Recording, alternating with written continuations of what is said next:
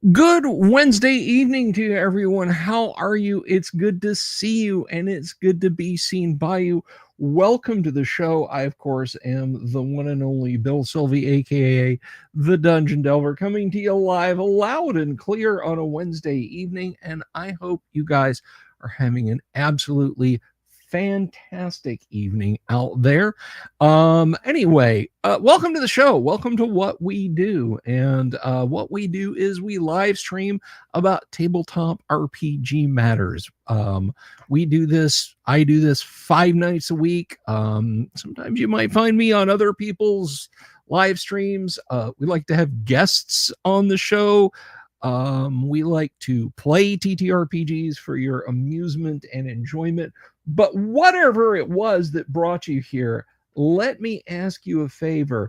If you haven't already, would you do me a solid and please click the subscribe button and click the bell icon for notifications? Because that way you can find all about all the wonderful things that we like to do here on the show and get notified about them. Allegedly, YouTube, I'm looking at you. But anyway, hello, Tim. Yes, no, I cannot be stopped. I am everywhere. Pauper Knight, good to see you. Ricky Maru, hey, sitting out in the audience tonight. Rabbit Wrangler, Thomas Smith, I hope you are safe from your inclement weather. Kennick, who else is out there? Well, all you guys out there. Oh, Jorge snuck in, got his usual seat. I see.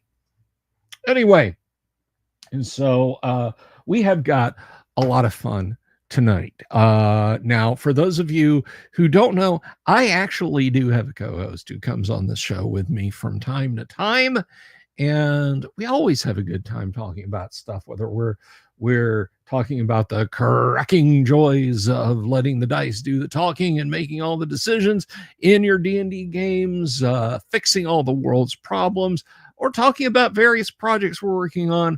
My co-host Kyle Schuant is a ton of fun. He's a man who shouldered his way in front of the camera.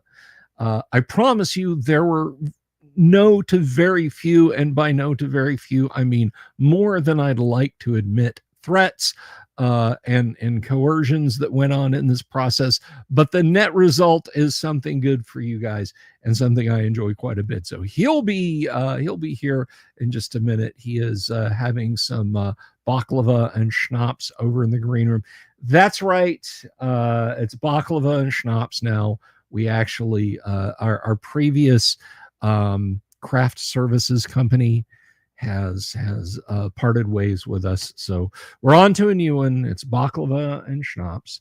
But anyway, Kyle will be joining us here in just a minute, and that's always cool because he's got a TTRPG, a very stripped down, a lean and deadly RPG. It is built for speed and lightweight precision. The AIM-9X Sidewinder of tabletop RPGs is what Kyle is outfitted with tonight, and you're going to find out as we test it out right here on the show for your enjoyment. Before I get into that, of course, I want to say tonight's show is brought to you by me. If you're interested in supporting the show, why don't you check out our wonderful line of merch with visual designs by D&D pioneer Tracy Lesh at my store, which is linked in the comments down below. You can get it on all kinds of things: pint glasses, t-shirts, mouse pads, stickers. It's all there on Spring Merchandise Store. And of course, the Crom. What is the Crom, you ask? The Crom is the character record organization manager software written by yours truly that is made for all of your first edition advanced Dungeons and Dragons character control needs. Whether you need to generate a character, level that character up, celebrate a birthday with them and age them, bring them to the point where they can dual class, add money, remove money, change their stats, change their alignment. Whatever legal class in first edition, whatever legal race, in first edition. It's all right there, coded in the software. It is the simplest thing you could ever hope to use, yet it is powerful. What is the software to the hand that wields it? I give you this. If you're interested in Crom, if you want the ability to generate first edition characters just like that, right on the fly, no muss, no fuss, level them up, add XP, level them down, remove XP. You want bards? You want psionics? Crom does it all. No other character generation software does what Crom does, and it can be yours for 25 US dollary dues. That's right. So get yours today. Reach out to me on social media, and I will hook you up with the latest and greatest copy of Crom. I think you'll find it is quite cromulent. All right. With that said, everybody, let me go ahead and open the inner airlock and let Kyle in here to join us and talk to us about his awesome creation. Yes, but. So everybody, please put your hands together and then take them apart when you realize that I don't think he can hear you applaud down there. But regardless of what you do, welcome my co-host, Kyle, back to the show. Kyle, how the hell are you, brother? Hello, boys and girls. How you doing? Doing all right, Chief. I'm ready. I'm hydrated. I'm ready for you to bring the thunder. Ah. Well, I was going to talk first about something in this, in the old AD&D Player's Handbook. For those looking on their tiny phones and stuff. Absolutely. Because I was discussing with a friend, so the Australian military, and most of the Commonwealth, British Indians, and that do that as well. They've got a briefing method called SMEAK to describe what you have to do. Situation: terrorists are holed up at the Iranian embassy. Mission: go in and free all the captives, eliminating the terrorist threat. Execution: okay. Well, there'll be a team of 4 that rappels down from the rooftops and kicks in the windows, and another team that goes in from the ground, whatever. And then the rules of engagement will be in execution usually as well. Mm-hmm. You can fire anyone who is firing upon you or is presenting their weapons as though fire or is threatening an unarmed civilian. Okay. And then administration. Sergeant Bloggs is in charge on the scene. Lieutenant Jones is in charge overall. And then boom, boom, boom, down the chain of command. This is the gear that you'll have and so on. And then communications and signals. This is the radio frequency that we'll use. This is your call sign. This is my call sign, blah, blah, blah. So it's just a systematic way of laying out problems. And I was looking at the Player's Handbook, and it occurred to me that it's the same thing. If you look at the AD&D Player's Handbook, pages 107, well, it depends on your edition, but yeah, 107 to 109. Okay. It's got the section Successful Adventures. Few players are so skillful at fantasy role-playing games as to not benefit from advice. Also, many readers will be new to this form, if not totally uninitiated. So what follows are some basic guidelines as to how good a players approach the game, and as continued success tends towards even more achievement, those who play well might actually become great. So it's D&D. All right, first get in touch with all those who will be included in the adventure, or if all are not available, at least talk to the better players so that you'll be able to set an objective for the adventure. In other words, figure out the situation. Where are we going? Are we going to a dungeon? Are we going to a city? Are we going across the wilderness? What are we doing? Figure out the situation. And then figure out the mission. What's the objective for the adventure? We want to get Smorg's treasure. We want to kill Smorg. We want to rescue the princess. Whatever. You figure out the objective. The mission.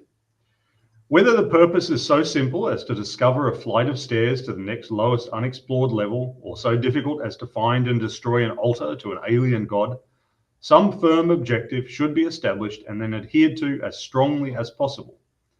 Note, however, that inflexibility or foolish stubbornness is often fatal. More about that a bit later. So this, along with SMEAK, applies to your life as well, your objectives, any mission. You think of Shackleton on his adventure. Mission, we will go south to the pole. And so he assembled what was needed. He collected the adventurers. The advertisement in the paper said something like cold, harsh weather, low pay, and poor conditions. Case of great glory upon chance of great glory upon unlikely event of safe return, or something to that effect.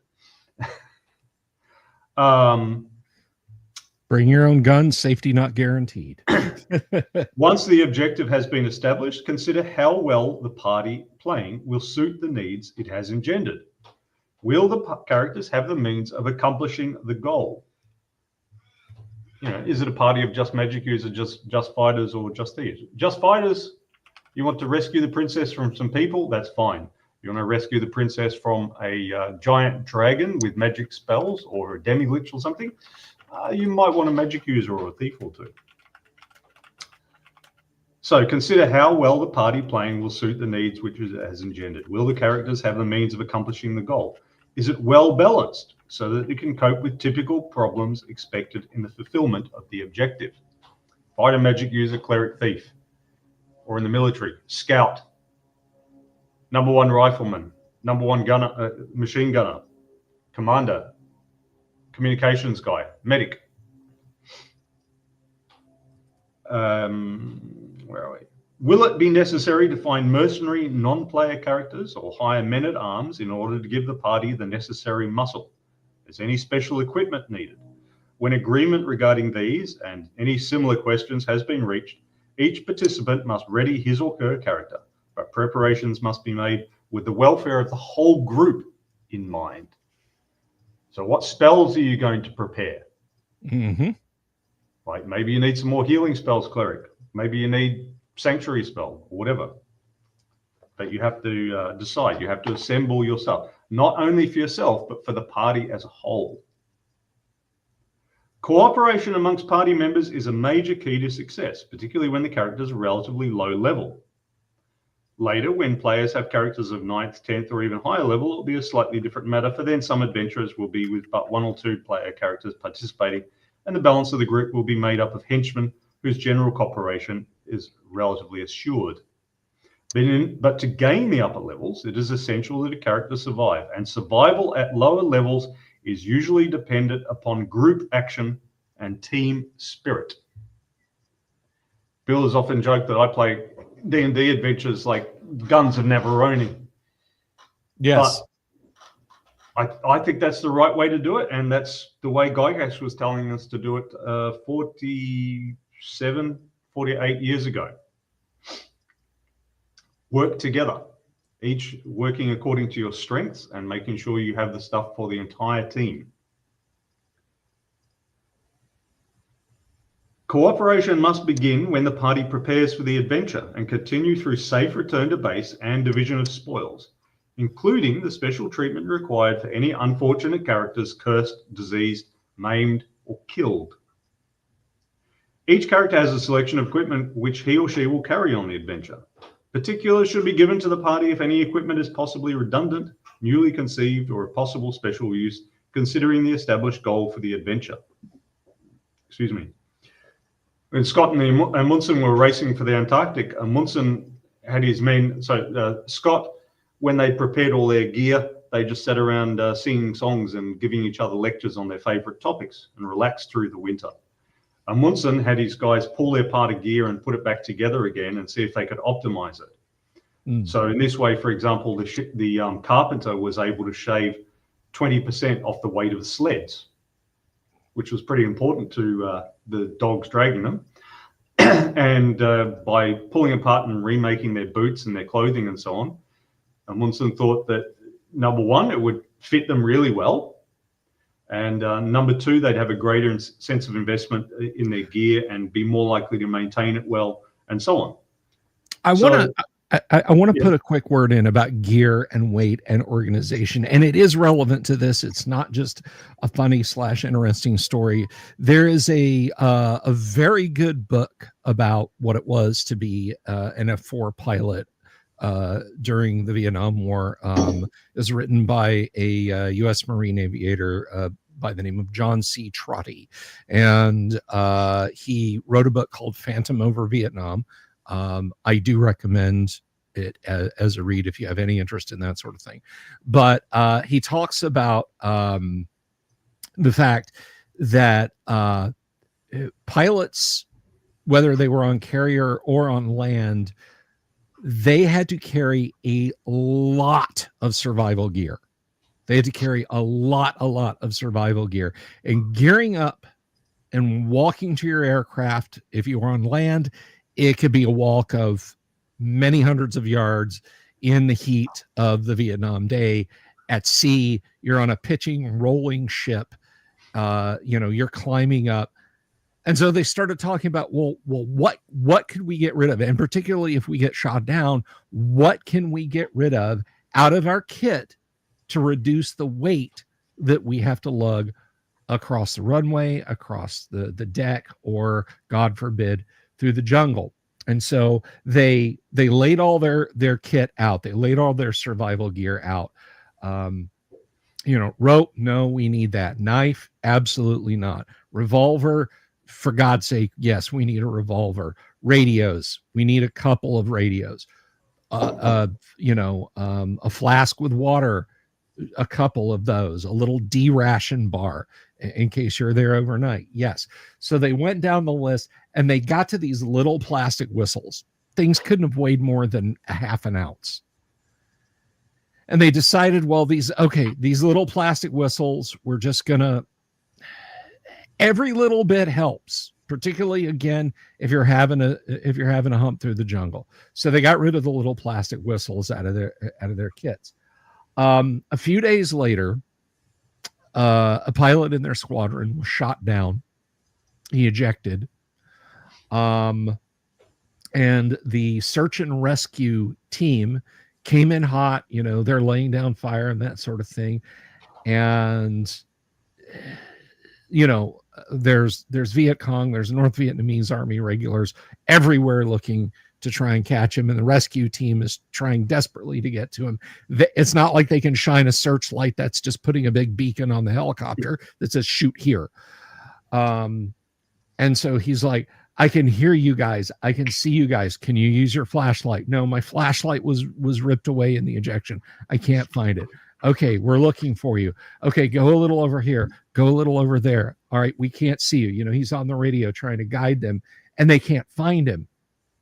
And so finally he says, okay, try this. And he switches his radio off. He takes out the plastic whistle that he had kept and starts blowing on it. They find him, they grab him, they get him out of there. And Major Trotty wrote that the next day in his unit, because they all listened to this happening on the rescue radio, the next day in his unit, there was a lineup of pilots at the riggers office where they put together parachutes and they put together your kit, asking for plastic whistles back because they'd all tossed theirs. The point is, and what it has to do with what you're saying, Kyle, is every single piece of gear matters. It's there for a reason. So please continue. Absolutely. Every single piece of gear matters. However,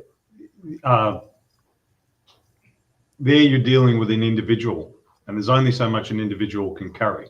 So they have to sort of be fairly ruthless about it. When you have a team of people, you can spread the gear around. So like if you had 4 pilots, if you had a B-52 or something like that, they only need one whistle between them. They don't all need whistles. Well, well, there might be circumstances. But yeah. When you're talking about a team, you can spread the stuff out a bit. So when you're talking about a dungeon team, dungeon Everybody, team yeah, or a military team, or SWAT right. police or something like that.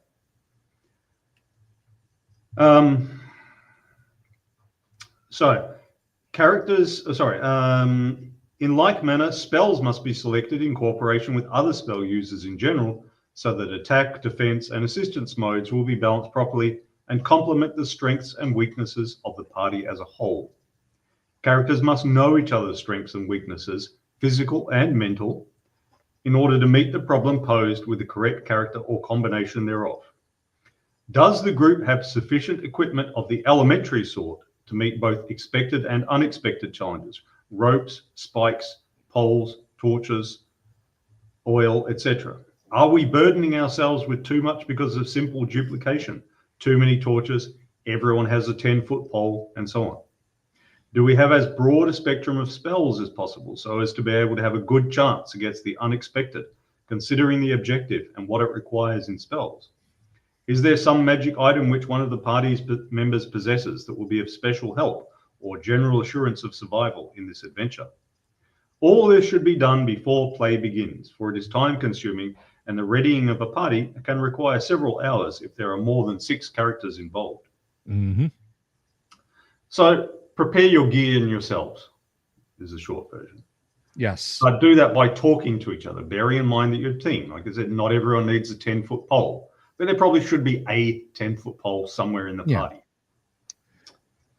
At the same time preparations for the upcoming expedition are underway, each player should see that his or her character has made proper preparations as well. These preparations include the safety of henchmen and or goods which are to remain behind, wealth safely hidden or placed. You can't carry all your gold with you. Instructions as to what to do if the character fails to return, left with a trusted person, and a will of some sort written out so that the DM will not balk at the arrangements made to assure the smooth transition of goods to the devoted relative, inverted commas, of the defunct character, if those sore straits should ever come to pass. It's just that was wasn't that tradition in some of the earlier wars, writing a will before you go?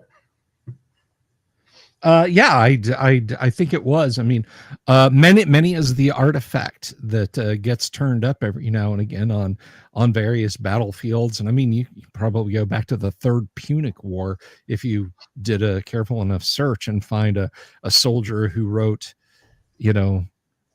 lest I never see your faces again. Dispense with my property in this fashion. So there's a little paragraph about formation, marching order and stuff. A word about mapping is in order. A map is very important because it helps assure that the party will be able to return to the surface. Minor mistakes are not very important. It makes no difference if there is a 20-foot error somewhere, as long as the chart allows the group to find its way out. As it is possible that one copy of the party's map might be destroyed by mishap or monster, the double map is a good plan wherever possible, although some players have sufficiently trained recall so as to be able to find their way back with but small difficulty, and these individuals are a great boon to the group. If pursuit prevents mapping, always go in a set escape pattern if possible. Such patterns are easy to reverse. In mazes, always follow one wall or the other, left or right, and you'll never get lost. If transported or otherwise lost, begin mapping on a fresh sheet of paper and check for familiar or similar places as you go along. Never become despondent. Fight until the very end. So this has good applicability to modern campaigns, including military or post-apocalyptic campaigns. You have to know where you're going, and you have to have a way out. Yes. And I love how Gary promulgates that idea. I mean, Gary takes a lot of flack for the Dungeon Master's Guide as being written as a kill the bastards manual. But I mean, right here, he says, in a nutshell, never give up, never surrender. That's right. Never become despondent. Fight until the very end. Never become despondent. You've only got one hit point left. That's all you need. When everything is all set, it will only take a very few minutes to organize the group for the adventure once time for actual play begins. Your referee will certainly appreciate this, for his or her enjoyment comes from adventuring, not for waiting for a party to get their act together. Yeah. With your objective all set, it will also be a relatively quick trek to the jumping off area, as the expedition leader will be able to give clear and concise directions on how to get there to the DM, and that means there will be few monster dice, wandering monsters, for the party is marching along quickly down known passages, not mapping or otherwise tarrying. Have your shit together and makes the DM happy. Less faffing about. We do have a question here. Thomas Smith asks, player puts a portable hole into a bag of holding. What would you do as a DM in this situation? There are rules in AD&D for just exactly that precise situation, and they're not pretty. Yeah, nothing good happens. You basically cause a 10 by 10 area of reality to divide by 0. You don't want to be in the neighborhood when that happens. It is literally roll up a new character time when you put a portable hole in a bag of holding. Get your poop in a group. Get all your shit in one sock. Now, this is a very important paragraph.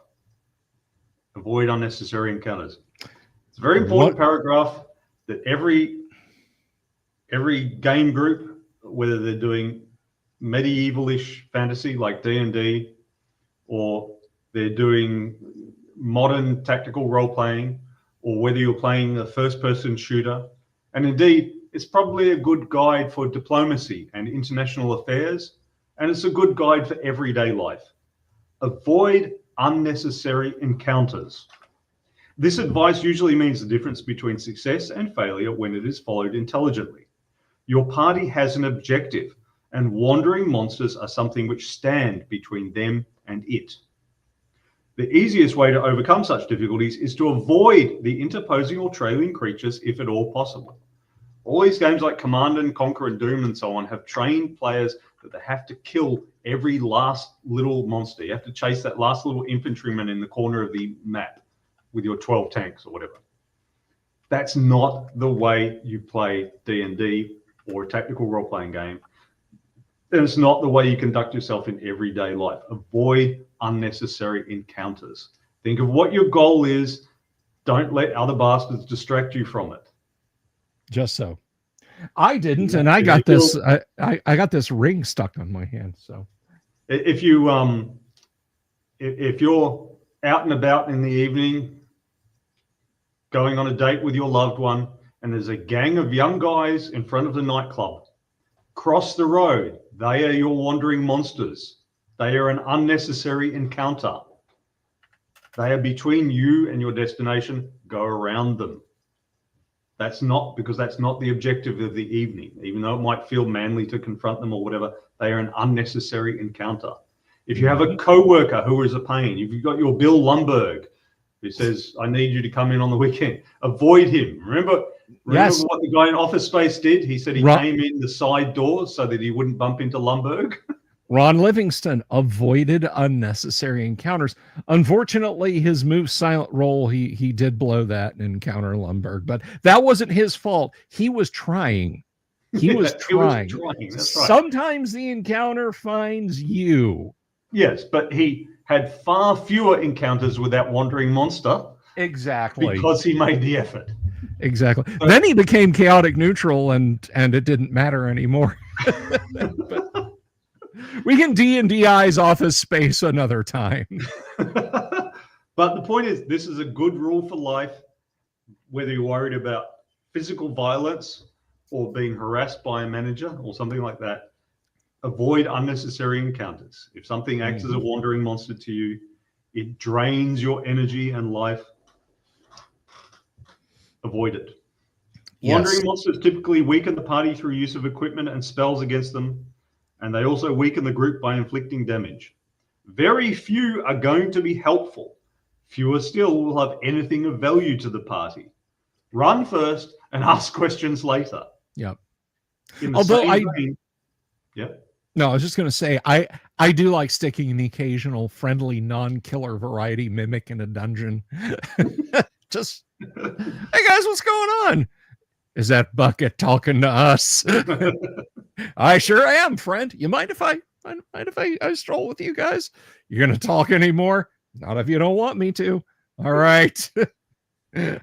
Sorry. In the same vein, shun I love encounters with creatures found to be dwelling permanently in the dungeon, as far as you can tell, that is, unless such creatures are part of the set objective or the monster stands between the group and the goal it is set out to gain. Whether they're wandering or they're just sitting in a room, are they between you and your goal? No, go around them, avoid them. Do not be sidetracked. A good referee will have many ways to distract an expedition. Notice this, like the history of the game is people regarding the DM as adversarial. The DM being adversarial by saying, I chuck in an invisible vampire or something, that's very silly, and it's simple, but it's silly and unimaginative. Mm-hmm. You want a way to distract the party. Yeah. To slow them down. You have the inflatable tanks that look like real tanks from the air. That sort of thing. A trail of gold coins that goes exactly the opposite direction where you want to go. That's right. You distract them. A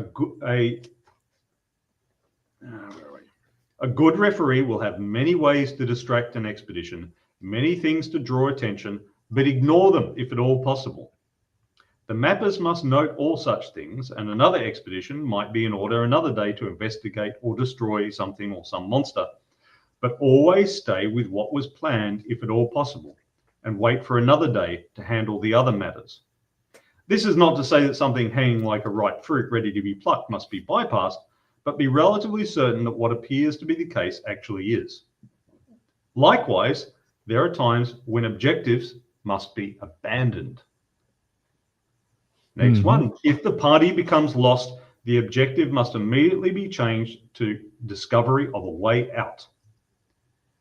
We mentioned Shackleton earlier. His mission was to go to the pole. Once he realized that the ship was stuck in ice and they would not be able to get to the pole, he said, my mission now is to get everyone home alive. Mm-hmm. The objective was immediately changed to discovery of a way out. Shackleton would have made a great D&D player. Nice. But also the earlier bit about the objective, more polar explorers, Scott and Amundsen. Amundsen had one goal, reach this pole first. Scott had two goals, reach the pole first and do some good science along the way.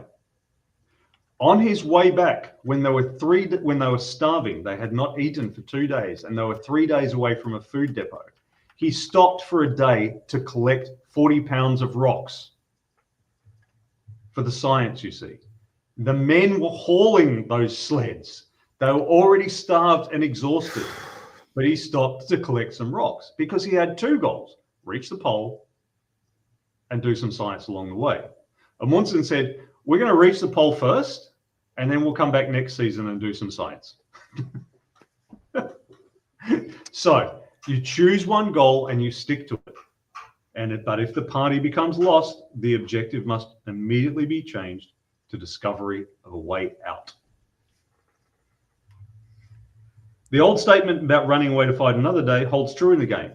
That's the second time he's mentioned running away. It is a wise rule to follow. On the other hand, if the party gains its set goal and is still quite strong, some other objectives can be established and pursuit of them can then be followed. It is of utmost importance, however, to always carry slain members of the expedition with the party, if at all possible. So even if but a lone character is lost, it is usually best to turn back and head for the surface. You don't leave the poor guy in the dungeon to rot. Yeah. You take him with you. Maybe you can bring him back to life. Maybe you can't, but at least you can give him an honorable burial. People will work better in a team if they know that you're going to carry the slain. If they know that. This is one of the things that the US military does very well. They will literally get guys killed to recover captured or wounded or even deceased guys. Now, on a strict cost-benefit basis of lives, it's not worth that. Just leave them there. But In the long term, those guys know they will not be left behind. This makes them fight better and fight harder. And it's the same for adventuring parties. I am reminded Very of I'm reminded of a bit in the book Starship Troopers where an instructor, I think it's when he's in officer's candidate school, is asking the main character, Johnny Rico, about the ethical, economic value of doing just that, of what is the value of returning a soldier, whether he's captured or killed, of going back and getting him, and what's the cutoff point. And the professor is very sharp, of course. It's Heinlein putting on his "I wasn't in the military but" boots in this scene, but he makes a very good point. And so Rico says, Heinlein was in the Navy, wasn't he? He was in the Merchant Navy.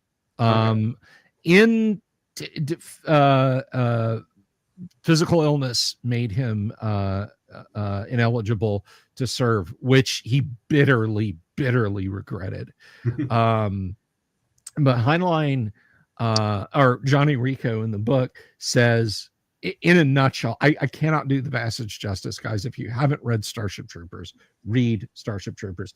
But he says it's worth anything. There is no upper end limit. 50,000 soldiers, 100,000 soldiers, 1,000,000 soldiers to get one soldier back.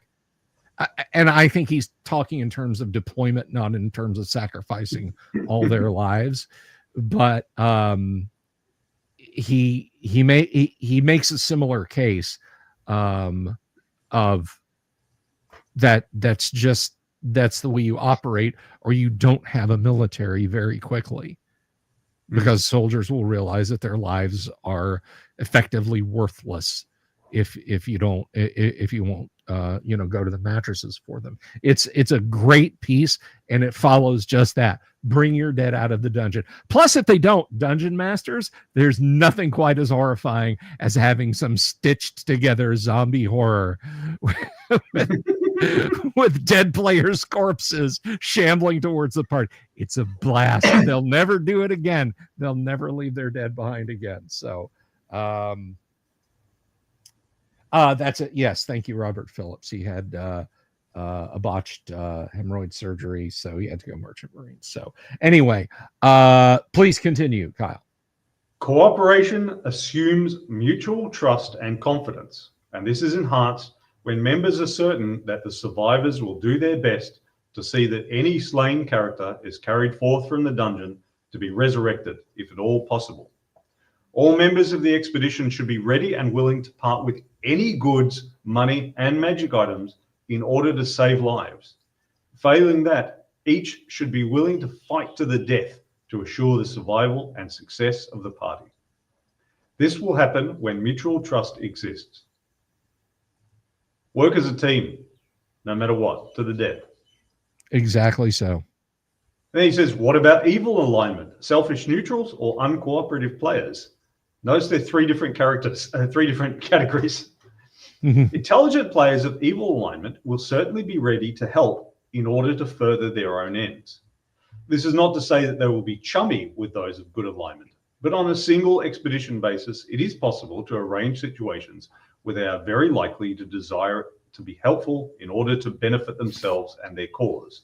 This is like when you have the criminal informer for the police. Yeah. Generally evil characters, particularly chaotic evil ones, are prone to be troublesome and hurtful to the party. This has been seen many times over the years with many players. Yeah. I'm going to play an evil character for the lols. They should accordingly be shunned when possible. This is a good rule for life too. Now, selfish neutrals are similar to evil characters, but their price is usually easier to meet, and it is therefore easier to integrate them into an expedition, which will depend on cooperation for success. See, so he makes a distinction between evil, who will mess you up just for the sheer badassedness of it, and neutral ones who you can at least bribe them. Yeah. Yeah.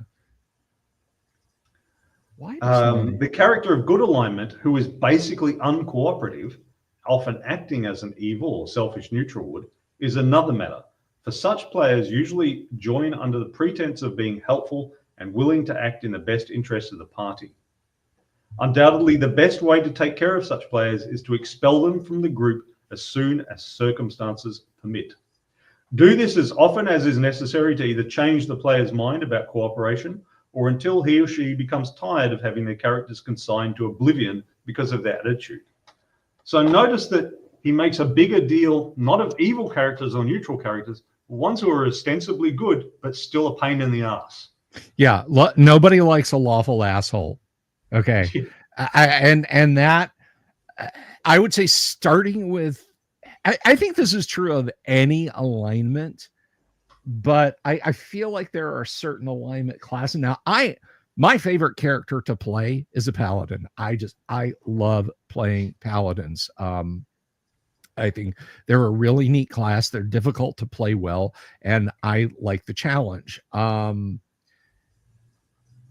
But oh my God, so much ink has been spilled. So many electrons have been slain over the guy who insisted it's what my character would do.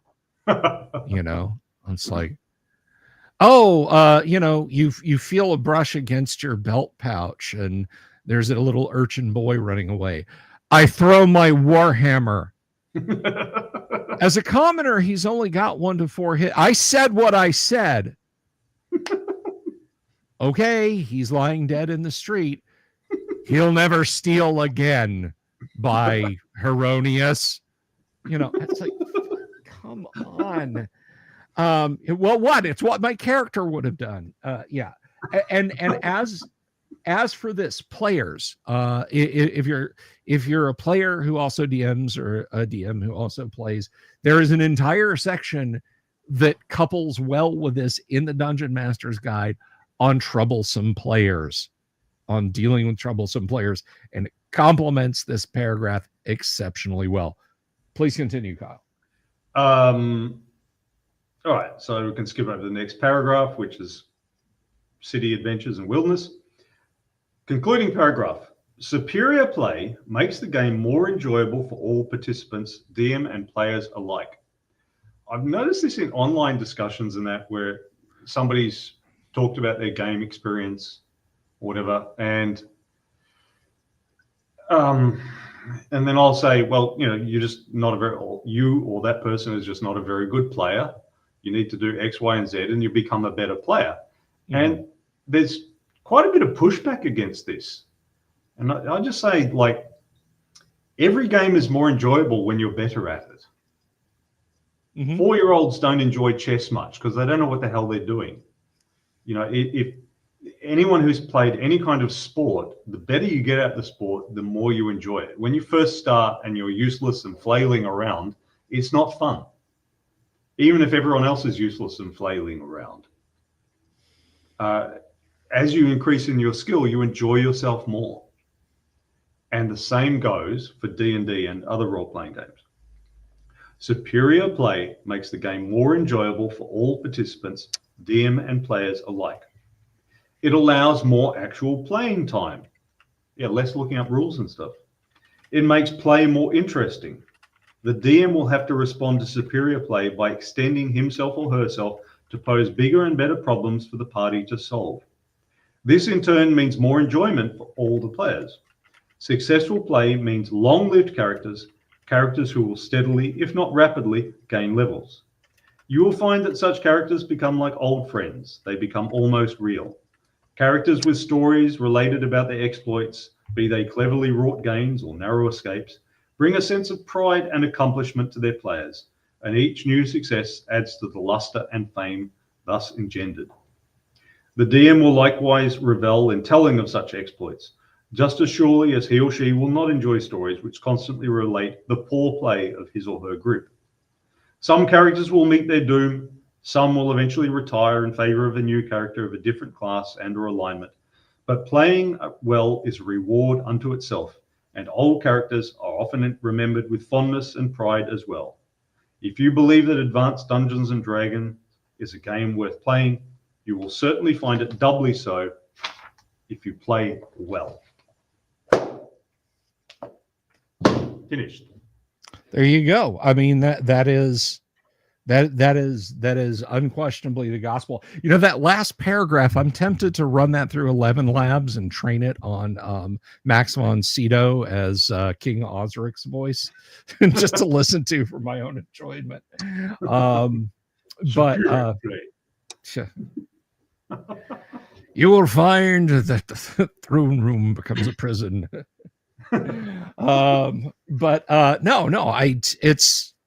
It's right there. And I had an interesting a little back and forth with someone, because I will tell you at the drop of a hat on social media that my favorite edition of D&D is first edition D&D, and why it is my favorite edition of D&D. And whenever I do that, there are people who pop up and tell me what their favorite edition of D&D is, which is fine. It's fine, so long as they recognize that they're wrong. But no, I kid. But someone got strident about their preference for I guess one of the versions of Basic or something like that, and he made the claim that there were no, Basic was better because the rules for there was no guide in AD&D for dungeon exploration, and I just kind of sat there staring at the screen for a few minutes. Now, this is not call out. Don't dig through my timeline and start shit with this guy, because I mean he might not have read the AD&D books closely enough, or might not have read them at all. And no, so I sat down and I was like, my brother in Christ, and you know, I directed him to this page, to the pages preceding it that actually have mechanics for things like light, hearing noises, food, all that, everything that was covered there.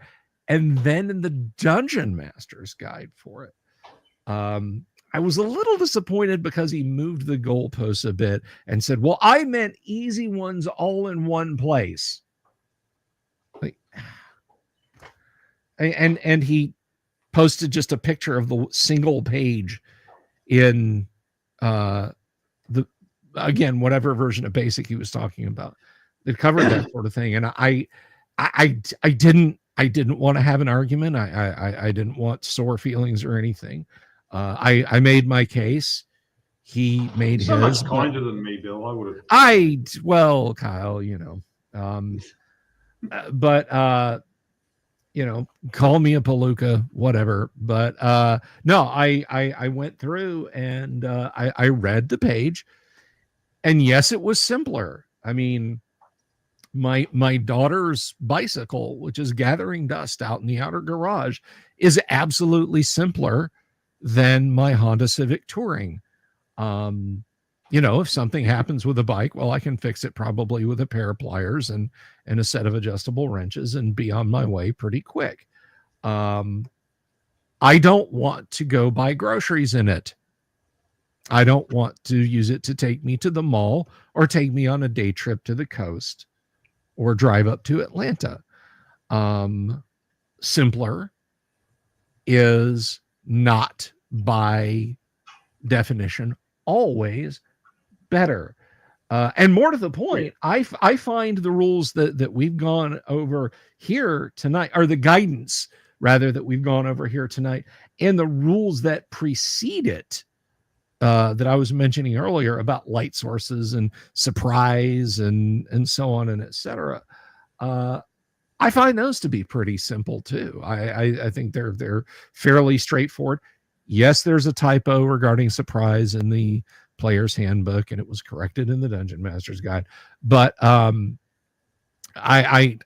never found first edition AD&D to be just skull-thuddingly complex when it came down to mechanics. I mean, the way I think of it is like most game rules are like chess in that you can write down their essence on about a page. Mm-hmm. Most game, well, whatever game you're talking about, even, God forbid, Advanced Squad Leader, you can write down the essence on about a page. The rest is just commentary. So you've got chess, you can write that on a page, but there are chess books that are hundreds and hundreds and hundreds of pages, talking about all the ways, because it starts off very simple. You've got your pieces, and you've got certain ways that each can move. But then with the turn-by-turn interplay, it becomes more and more complex as you get into it. And then the complexity resolves back into simplicity again in the end game. But the permutations and combinations are so large that books and books have been written about it. And mastering the game is a matter of a lifetime, well, decades in most people's cases. Or either that or they start very early. Most games are like that. Also, So, I was just going to say, I will say D&D on a page, but there's a lot of elaboration. All the spells and everything are elaboration, and the character classes are elaboration, and so on. And the wordiness, I think, can also be forgiven because they were founding the hobby. So they needed a lot more words to describe it.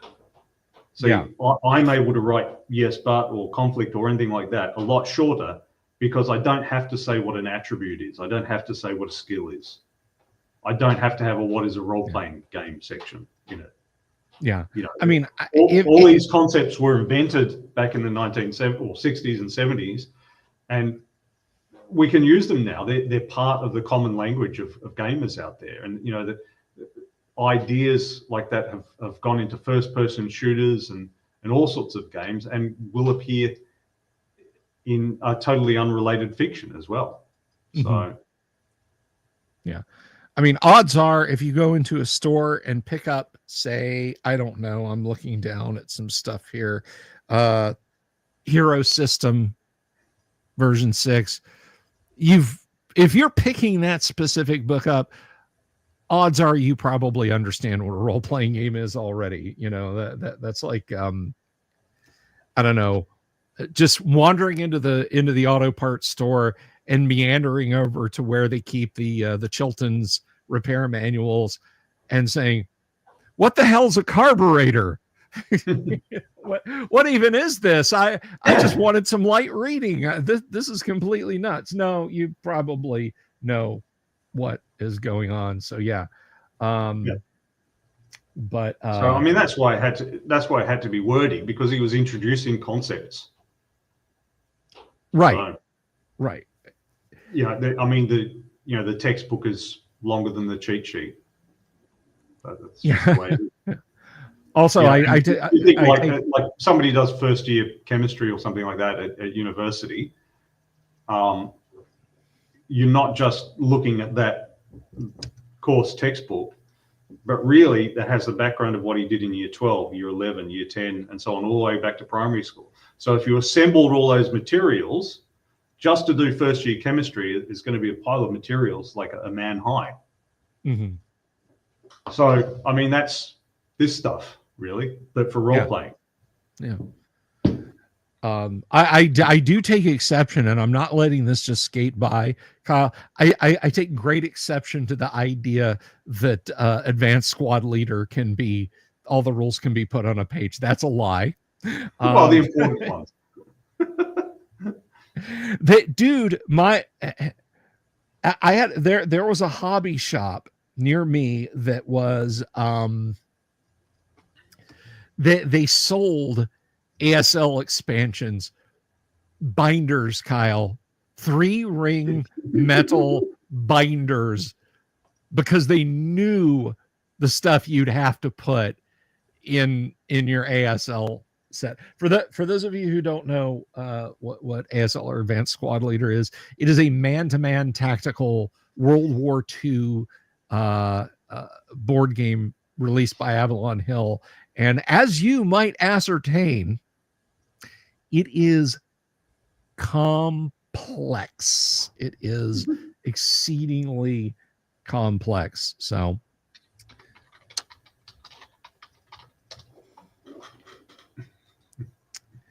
Yeah, it's almost as bad as our old friend. Where is it? Our old friend.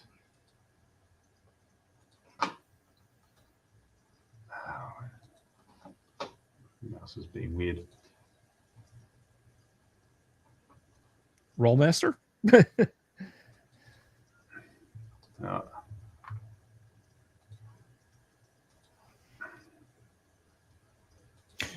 Orbital Air says ASL can never be distilled. You must embrace the glory.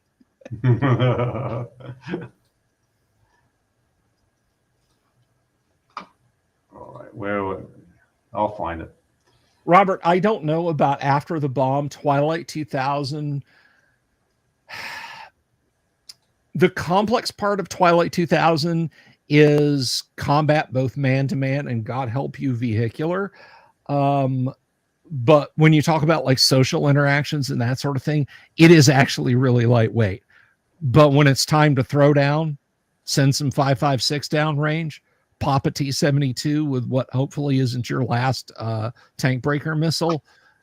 Yeah, that can get, that really should be my next computer software endeavor. Write a Twilight 2000 combat computer for first edition, but I don't. Phoenix Command. Oh God! Oh God! Oh God! Make it stop! Make it stop! Those are all the hit locations for Phoenix Command. My brain. You can actually figure out the exact damage to your spleen. So and you there can are rules hit that in there guy. so that if you chuck a grenade, it tells you there's 2,000 fragments, and you can track the path of each fragment. So you can hit somebody in the neck, not just in the neck, in a specific place in the neck. Yes. According to that chart. It's like, did you get hit here? Did you get hit here? Did you get hit here? Did you get hit here? This makes Bio 1. Were you on the show when we did the walkthrough of the old TSR supplement called Bio 1? I don't remember. No. But Bio 1, guys, you can find a scan of Bio 1, and if you really want it, I'll email it to you. It's bad. It is bad, and I don't feel bad about sharing copies of it out there. But it came out in like 1971 or 72, because God help him, the author that created it and sold it through TSR probably for all of a year. He created something. Well, I hate to say it, but it's less complicated than this mess up on the screen right now. But for the time, it was this complex for the time. So like if you were playing Boot Hill or you were playing chainmail and you wanted to have man-to-man duels, it's like, did you get stabbed here or just an inch below it? Because we have different, there were different die rolls and rules for bleeding out and shock and all that stuff. And it was like an 8-page pamphlet, and it's just not good. It's just not good because it is this dense. Well, no, it's not this dense. In terms of the days of chainmail and original D&D, it's this dense. Does that make sense? Yes. Yeah. It's all relative, but Phoenix Command is a standout on its own. It's a standout. There's a website, RPG Write-Up. You can look up RPG Write-Up Phoenix Command and prepare to have your brain melted. So, if you've never seen the game yourself.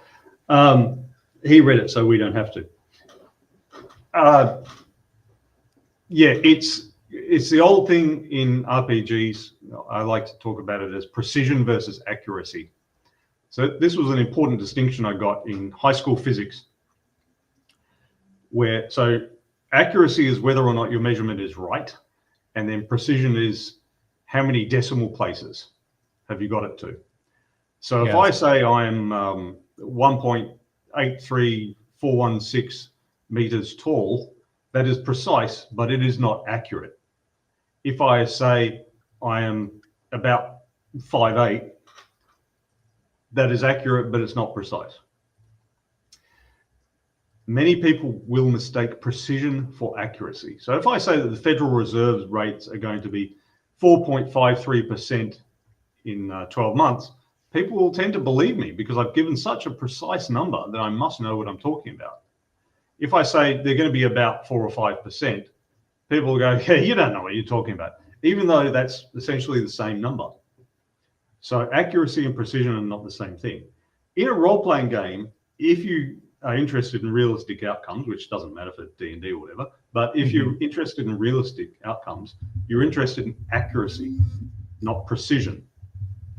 So you don't need to know that your character was hitting the right big toe or right middle toe or whatever. He was hitting the leg. You just call it the leg because the end result is the same. Whether he was struck in the knee, the hip, the mid-thigh, or the toe or whatever, he can't walk.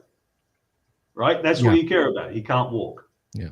The rest is just basically cosmetic. It's really important to you in real life, but it's not really important to you with a role-playing game or with fiction or whatever. He was struck somewhere in the leg and he fell over and he couldn't walk.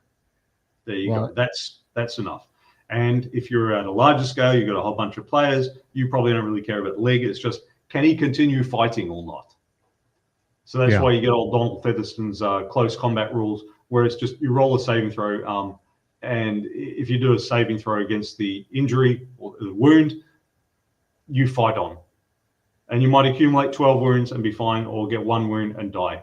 It doesn't matter. But for the purpose of these little guys skirmishing, replaying Zulu Dawn or something, it doesn't matter.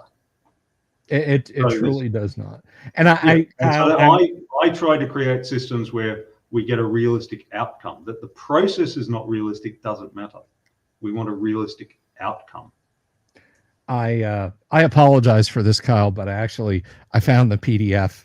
It was still on the streaming PC. If anyone wants this, I will subject you to it. So here we go. This is and we're not doing a whole drill down through this, but this is Bio 1, published by TSR.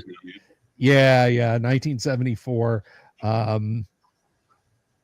And yeah, you just there's determination of exact location damage. Chart number 1, abdominal wounds. Chart number 2, abdominal wounds. Chart number 3, abdominal wounds, damage to organs. Chart number 4, head wounds. Charts 5 and 6, hand, arm, and leg wounds. And then we have bleeding, and then there's death, and then there's this lovely table. I mean, so simple enough a child could use it. And then we get to the chart. By the way, this chart makes for a great dungeon map. Oh, throw or a crossword. Wordle. Just throw a few doors in there, and you've got a passable dungeon map. And then we have abdominal wounds chart number 2-1. And look at this mess. I like the esophagus and trachea because that's an important distinction. Yes. Major artery as opposed to, just a minor artery. Then we go on spine, pancreas shot. Kyle, do you want to know if your character's been shot in the pancreas? Now you can find out, or then you can find out. I lost my pancreas. I'm now diabetic. Oh no. Yeah. Right in the transverse colon. And yes, you can get shot in the goodies. It just goes 3%. On. No, bigger than that. Anyway, but yeah, it just goes on and on like that for page after page. Precision is not accuracy. Precision is not. There's a reason people made a face at Spock when they would say, "But that's 10,000 light years away," and he'd say, "That is 10,132.678 light years, Captain." And people would just be like, "Spock would have been kicked in the nuts." Yeah. Yeah, he might grab your shin and Vulcan nerve pinch you so you fall over with a numb leg. But oh my god, you wouldn't want Spock at your game table. You would not want Spock at your game unless you were playing. I think Spock at your table playing Rollmaster. He'd remember the charts for you. Yeah, Spot. Oh, that's a 55 E puncture. So that is damage to the upper body. Target is slowed for 4 rounds and must be defensive for those 4 rounds.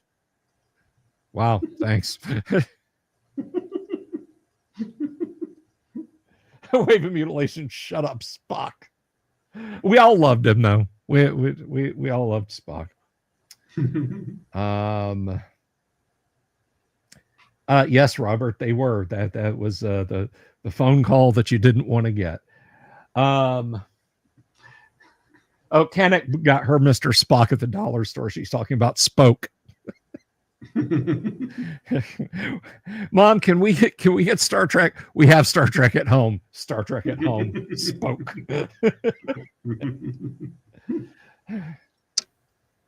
So I made this simpler. You made it simpler? No, I mean simpler than. Okay. I was like, how?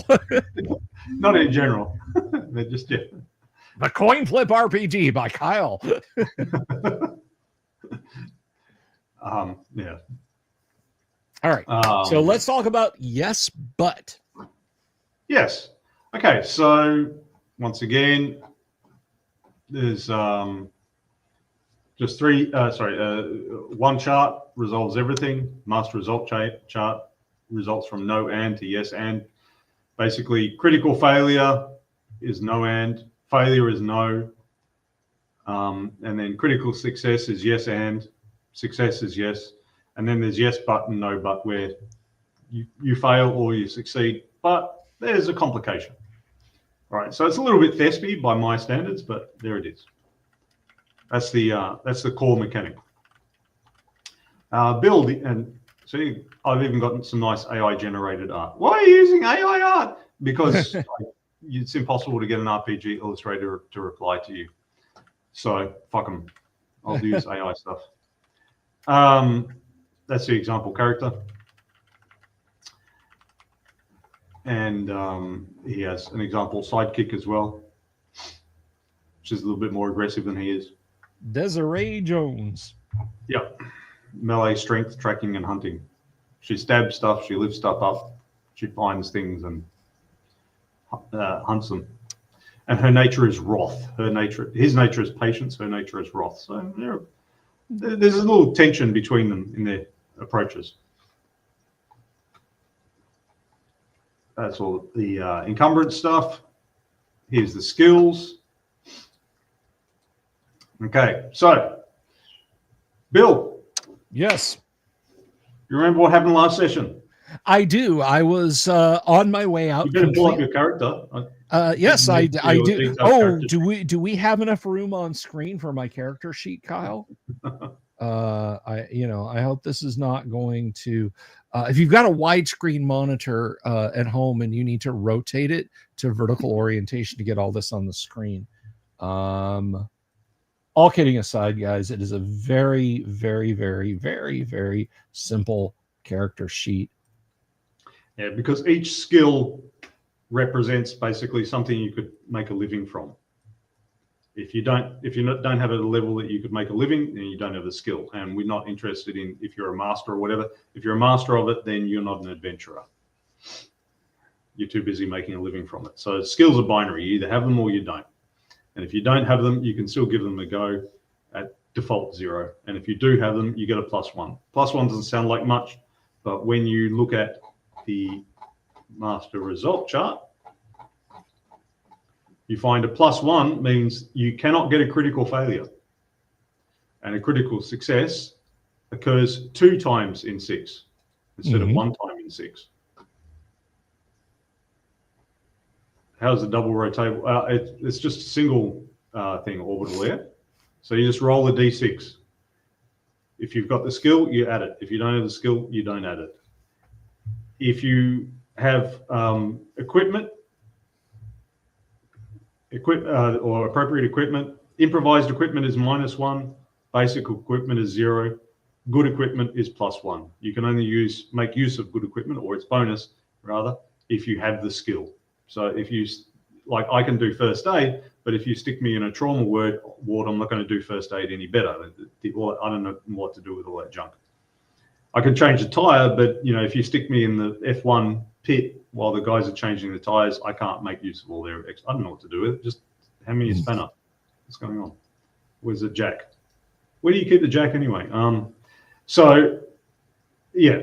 And then there's another possible +1 from circumstances. So that you've got an assistant, someone to help you do the first aid. You've got an assistant in the kitchen. You've got someone acting as your spotter observer when you're doing sniping and so on. That's it. It's just, there's a maximum of +3.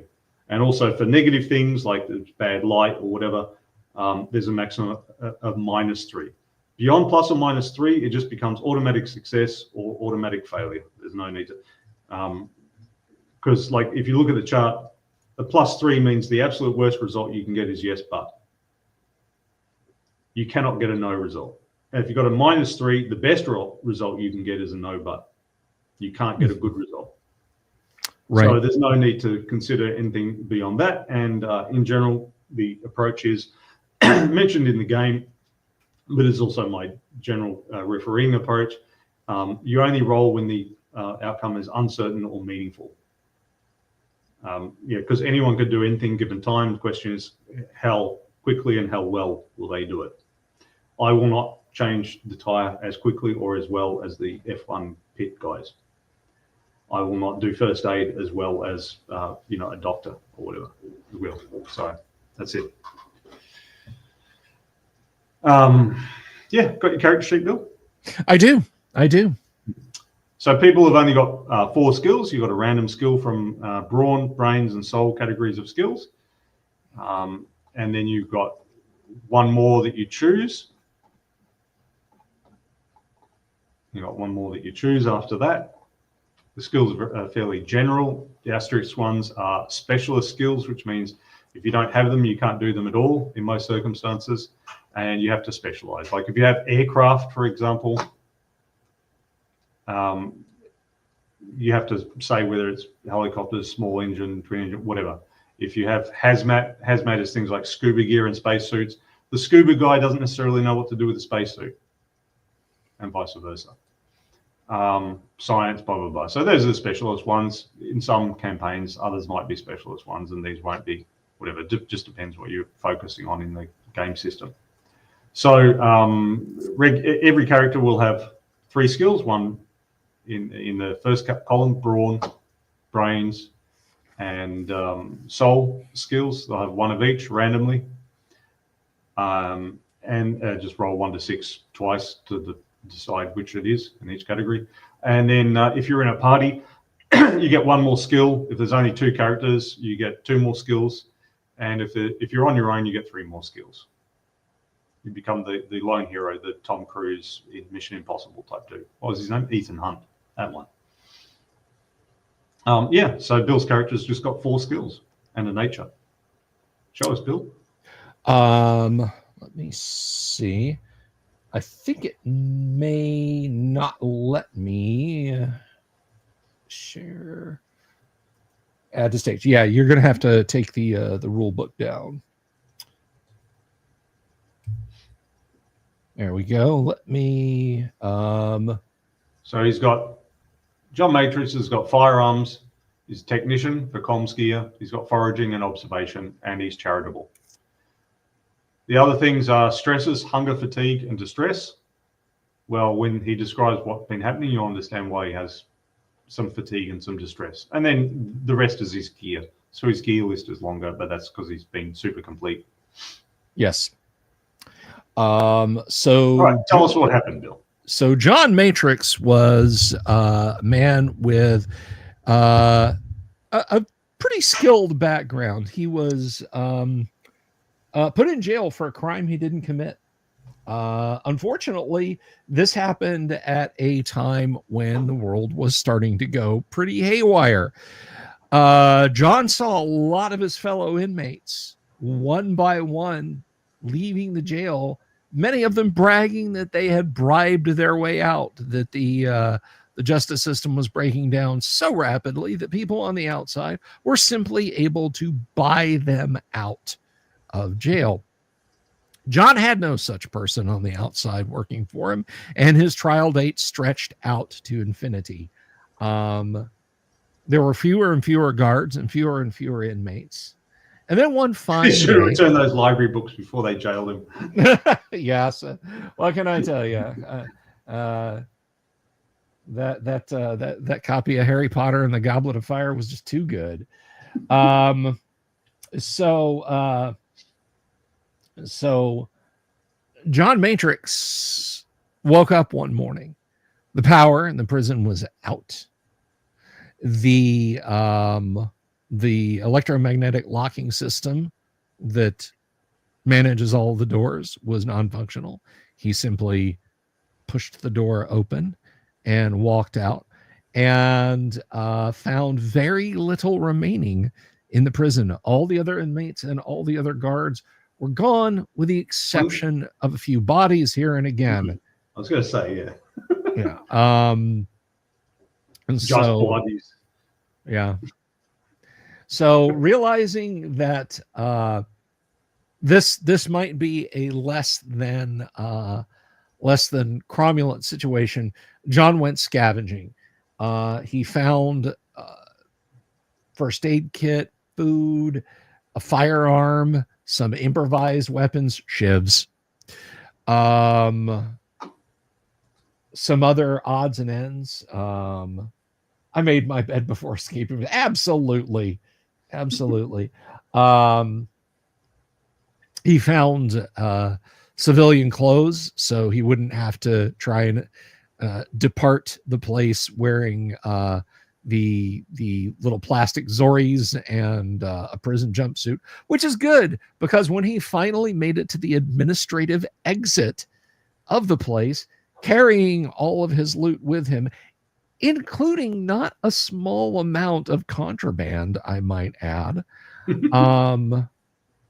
he noticed that it was a hazy shade of winter, just as he stands there in the lobby, and that is where we find him right now.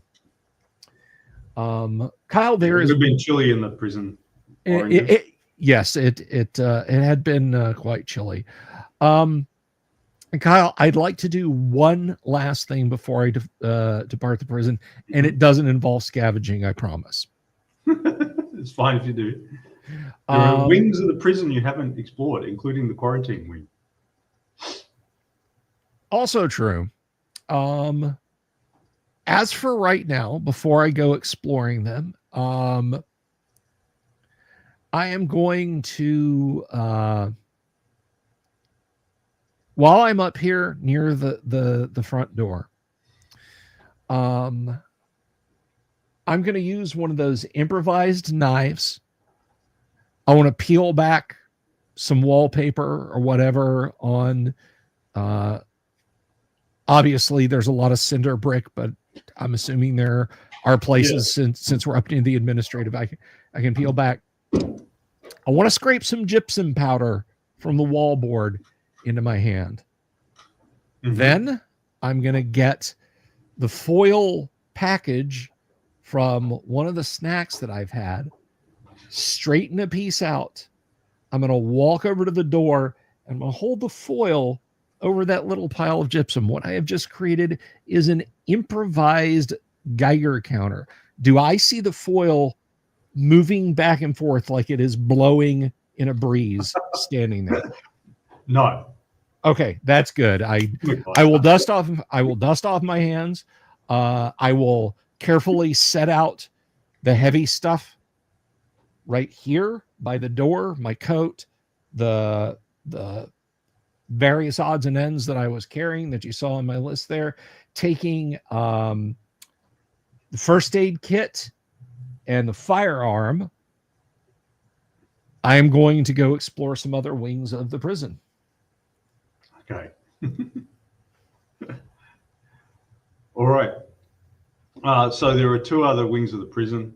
There's so you've already been through the administrative area and the warden's office and so on, including the safe that you couldn't open.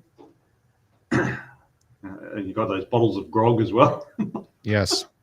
Cuban cigars. Like I said, I've got all that sitting by the front door, Yeah. awaiting my departure. Yeah.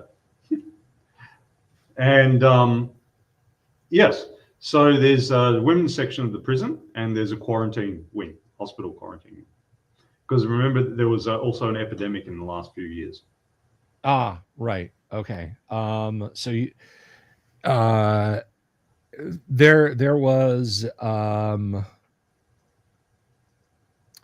there was a long, so the collapse was over several years. So there was a long recession. Okay. And then there was an epidemic. And then there was a war. Okay. But in the last 3 years, you've been in prison because part of the general collapse was everything slowing down. So that the usual slow justice system became even slower. So people who were awaiting trial and couldn't afford bail just ended up locked up and staying there. But eventually, most of them had been released, apparently. Okay. I'm sorry. Did you say there was a women's section to the prison? Yes. Okay. It's a separate wing. I will briefly check out the women's section. Okay. Yep. So you go up to it, and it's a mirror image of your own prison, your own wing of the prison. Okay. It's just a bit shorter. Not as many women end up in prison. Yeah. Generally, no. Yeah. So you can go through. There's a little social worker office. There's a medical clinic. There's a locker break room for the warden, the correctional officers and other staff. You can just see that down the corridor. The doors are open, and then further on, you can see there's the big heavy doors, and then gates and a little airlock kind of space. With the double gates further on to the actual, where the cells are. I'll collect any medical supplies I can at the clinic. Okay, you go to the clinic, and the most of the actual first aid stuff and that has obviously been looted. Someone else has been through here and looted the place. Sure. What's left is mostly women's sanitary products. I'll collect some. They work as bandages. They work as bandages and as great trade goods. Yeah. They're a luxury now. Yeah, I'll grab a box or a bag or something like that and fill up. Yes, Kenneth, this is a medium security facility. And why aren't you here anyway? Yep, you collect some of those. I'm guessing commissary and administrative offices are pretty looted, pretty bare. Yes. No more vegan pad thai stuck away. No, you ate all them. Okay. The commissary had all junk food. You got the vegan food from the one of the staff rooms. Right. All right. Well, I'll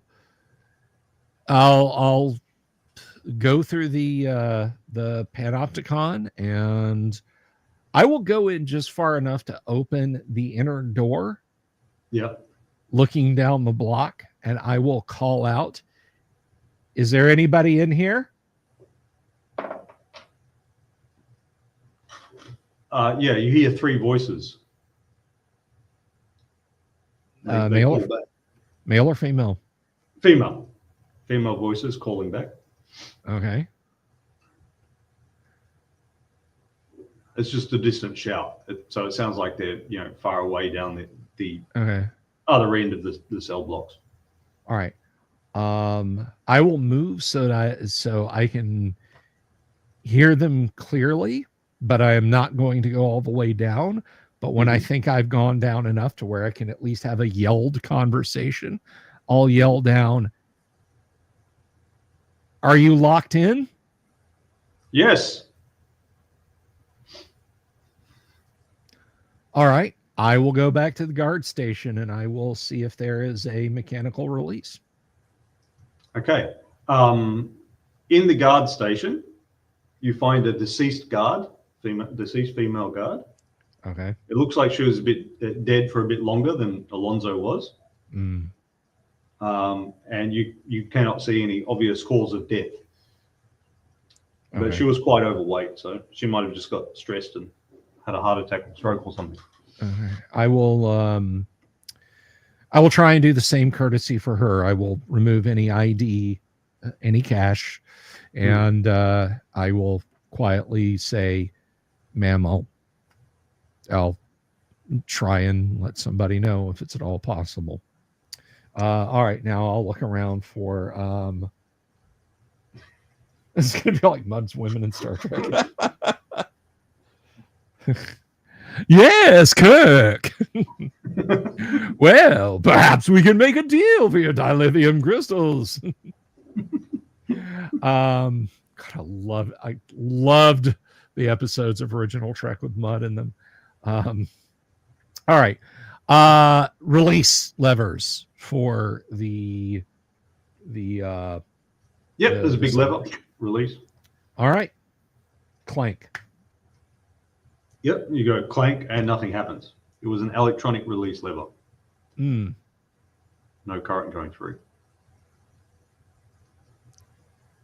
There will be a manual override, but it'll be on each door, one by one. Okay. All right. I will take out my gun, make sure the safety's off. I don't know what these broads are in here for. And I'll slowly make my way down the cell block, heads on a swivel. Yep. When I come to the first one, are these each individual cells? Is it like one woman's in one woman's in another, and so on? If you're worried, about them, remember that the guard area will have all their records and by the cell and stuff. Oh, okay. So you can look it up. And, what's number 23 in for? I will do just that. Actually, I'm gonna do just that. I'm not gonna release a serial killer or,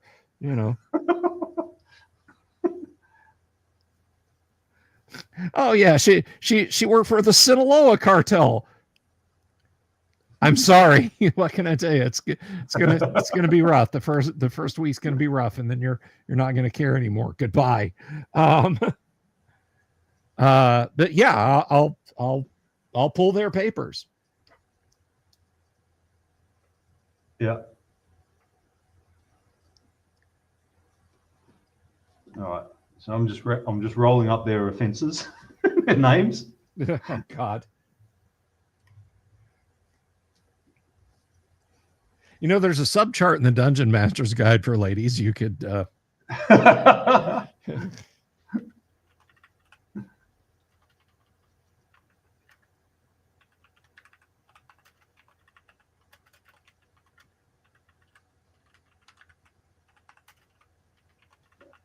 All right. So you've got 3 women, as far as you know. Like you hear 3 voices. Okay. Some of the other cells might be occupied by someone who's not conscious. You don't know. But yeah, you've got Autumn Wheeler. She's in for assault and grievous bodily harm. Okay. There's Erica Sims. She's in for drugs, solicitation, and pandering. Okay. And then there's Jaya Livingston. She's in for assault and homicide.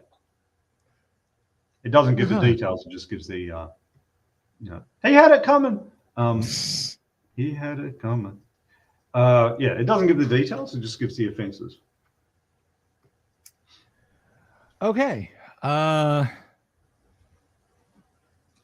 If it was minor ones, they'd probably be out by now. Yeah, granted that they probably be out. All right, I'll walk down there until I can see him. Martha Stewart should be okay.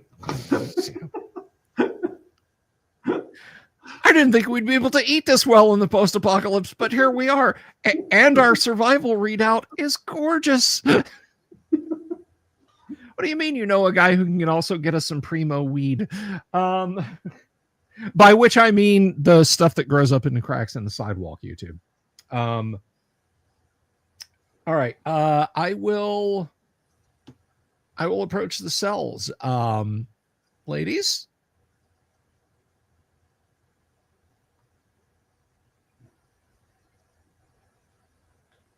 All right, so first you come up, there's Autumn Wheeler.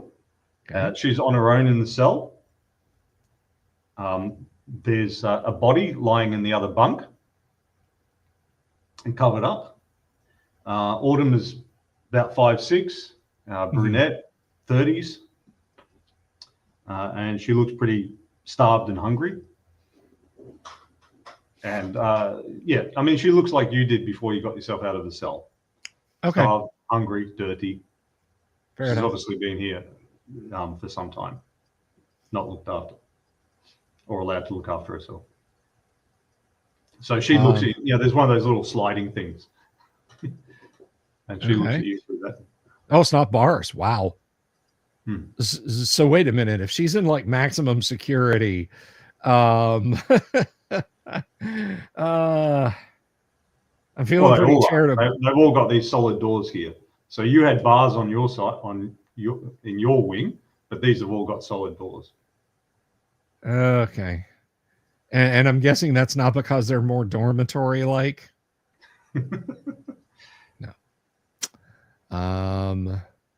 So it could be a privacy thing, or like some sort of, you don't know. There might be some sort of state policy that they're meant to be, have more privacy as women, or not be leered at by the male guards or something. You don't know. Or it could be they're just all really aggro and nasty. You don't know. Yeah. Well, you can make an admin and culture role to try to figure out the policies of the prison and so on. Yeah, you don't know. Yeah, I mean, can I make that role? I just did for you. You don't know. Oh, you just did. Okay. I see. I got you. Okay. Yeah, it's like a perception check. Sure. Because you don't know what you don't know. It's an unknown unknown, as a great man once said. Okay. You gotta let me out, she says. And the other two women call out, yeah, us too. I will not attempt your female voice. Look, what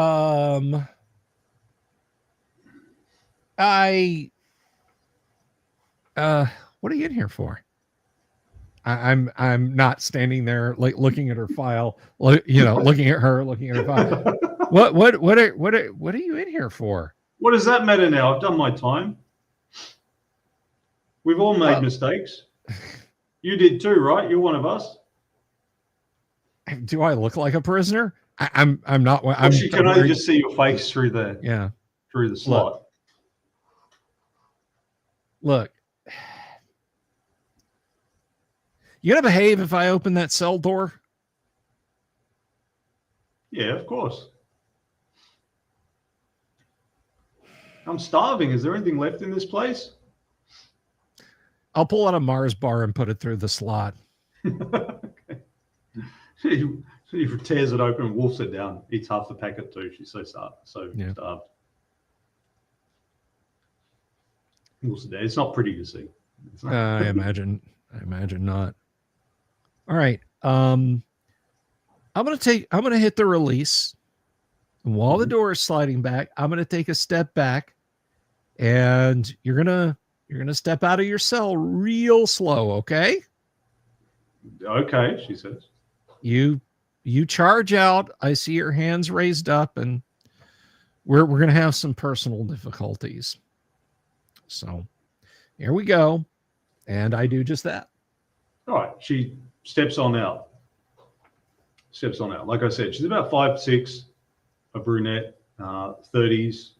Looks pretty gaunt at the moment, in poor condition.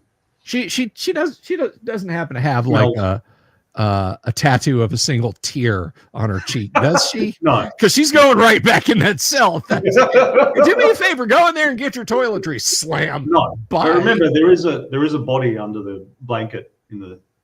Yeah, I kind of look over there. What happened to your roomie? Her. I don't know. The stress got too much for her. Yeah, huh?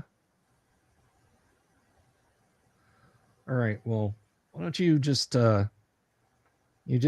continue on up the cell block in front of me right there. We're going to go see one of your neighbors. Okay, she says. So you go to the next cell that you know to be occupied. One calls out. This is Erica Sims. She's in for drugs and pandering and solicitation. Yeah. This is you slide open the thing and it's a scrawny little redhead, about 5'2". And she looks really strung out. She looks really strung out, even more than Autumn had looked, and you had looked. All right. You've seen this before. You don't know about the background of your character, but in prison you've seen it with some of the newer inmates. This is somebody going through withdrawal. Ah, I see. Okay.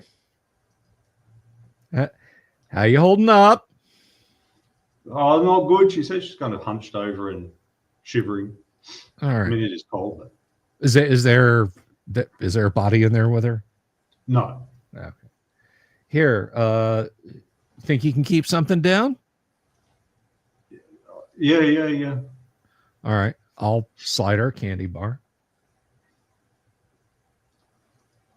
Autumn says, "Yeah, Erica's all right. She's just a druggie." All right. Here you go, Erica. You eat that up, and let's get you on out of there. Says, if she offers to and then says something lewd, say no. All things being equal, I wasn't planning on saying yes, but thank you. Autumn says, "Who are you anyway?" You know, guard. I'm a concerned citizen. Let's just leave it at that. Yeah, for what right were you now. in for?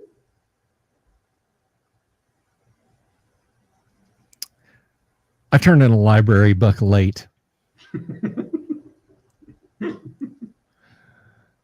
Things got real heavy on the outside. What can I tell you? All right, I'll walk down and rap on the last door. You didn't let Erica out? Not yet. Okay. All right. In the last one is this tall, muscular black woman. She's about 5'11". Okay. That's Jaya Livingston. She's the one who's in for assault and homicide. Mm-hmm. And you slide back the thing, and then she stands up, and she just stands there with her hands on her hips, looking at her. I mean, she's obviously like hungry and tired and distressed and everything, but stands there with her hands on her hips, pretty confidently. And she goes, "Well, are you going to let us out?" Well, I'm thinking about it. I'm leaning strongly towards yes, and I give her a candy bar too. There you go. She takes it slowly and sort of looks at it, inspects it. Yeah. Good. Looks at it. Slowly peels it open. Takes a bit. Eats it. Kyle All with the while LARPing. Yep. I remembered I had chocolate there. All the while looking straight at you. While she's doing that. Very calm and controlled. I understand. All right. Look, I don't know what's going on. I don't know why the power shut off. I don't know why we were shut up for days. I'm willing to be reasonable. If you guys are willing to be reasonable, there's no reason that we can't all just be cool and go our own separate ways. I don't have anything that you guys couldn't find by poking around this place. And quite frankly, I don't see the need for us to be hostile to each other. Are we all cool? Are we all very cool? Autumn goes, yeah, yeah. And Jade just looks at you through the slot. I'll go open Autumn's cell. Well, you already let Autumn out. Not Autumn. I mean the junkie. Yeah. The ginger druggie. The ginger druggie. Yeah. I'll let She her out. she kind of scuttles out. Now, I will tell you this: there's still water pressure, but the water is cold. So if you guys want to get cleaned up, on the one hand, but then on the other hand, right? And if you were shut up in cells, those of you who may have been in a cell with a dead body, that's I recommend it. It's very bracing. It's very refreshing. So you haven't let Jay out? Not yet. All right. So when you suggest a shower, Erica sort of she leans up to you and she whispers in your ear something to the effect of, do you want to help her get clean? I don't. Thank you very much. I appreciate that. I'm already behind you mouthing. Yeah, I don't. I appreciate that, but so how about yourself? I say to Jada. I'm sorry, is it Jaya or Jada? Jaya. Jaya. So how about yourself, Jaya? You want to blow this popsicle stand? Yes, she says. All right. We're cool, right? Yes, she says. All right. I will pull the lever. Come on out. She steps out slowly, looks around, looks at the other two women. Well, you guys know where the showers are, and so on and etc. I don't know. I don't know. Rides over to the guard station. Okay. With the deceased guard, and you hear it. And then she bends over to the guard, and then she comes up, putting on the guard's belt. So she will now have a handcuffs, truncheon. Okay. Well, looks at the radio, plays on the radio, tosses it aside, starts rummaging through the guard area. Okay. Well, listen. Best of luck to you three in your future endeavors. I'm going to back out of the wing, and I'm going to go collect my shit, and I am going to. Erica follows you. Yeah, that's the ginger, right? Yeah. Yeah. No, honey. You stay here. She follows you. She pokes her head into the clinic and starts rummaging around in the clinic. Okay. That's fine. And that. But then when she sees you leaving off, she follows you. Okay. I will very gently take her and turn her back around and nudge her back towards the wing. She follows you at a distance. Sweet Jesus. All right. Listen, I will walk all the way to the admin area and start getting my shit together to leave. And I'll say, listen, it's freezing cold out there. I would maybe stay here and try and find some clothes and shoes that fit. Get yourself cleaned up before you go out in the big wide world.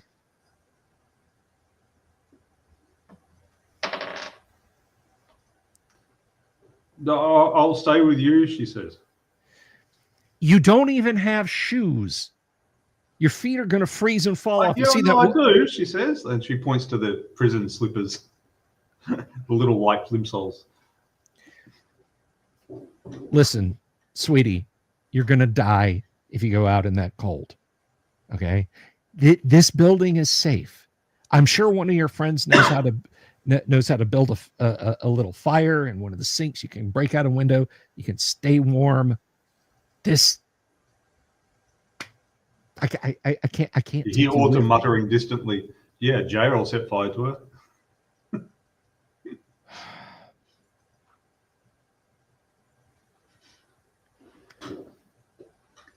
All right. Jaya strides out wearing some form of guard's clothes. Okay. What she got? Oh shit.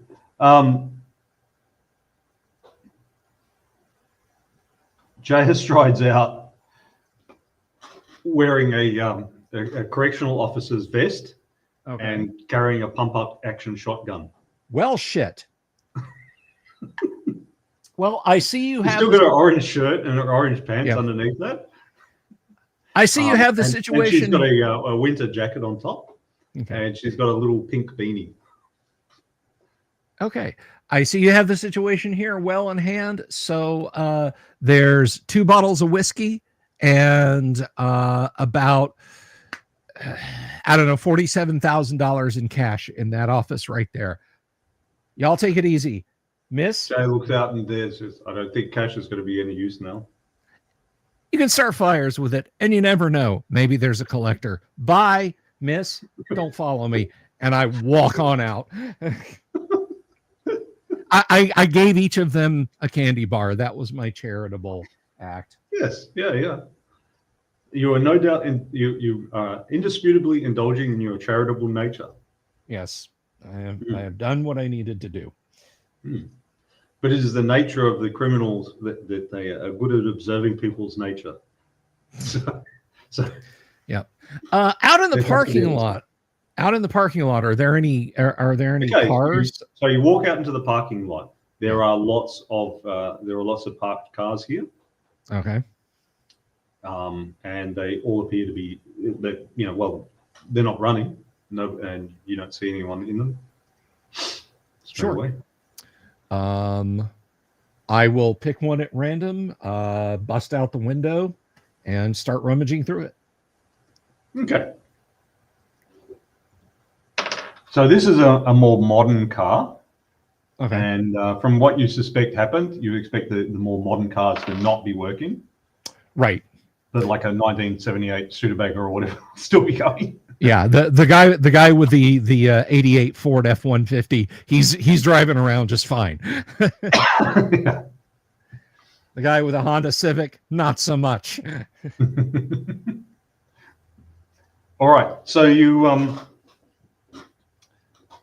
so you open up the car, the first car, you just find the sort of thing that you normally find in cars. You find a mat, you find a dead mobile phone.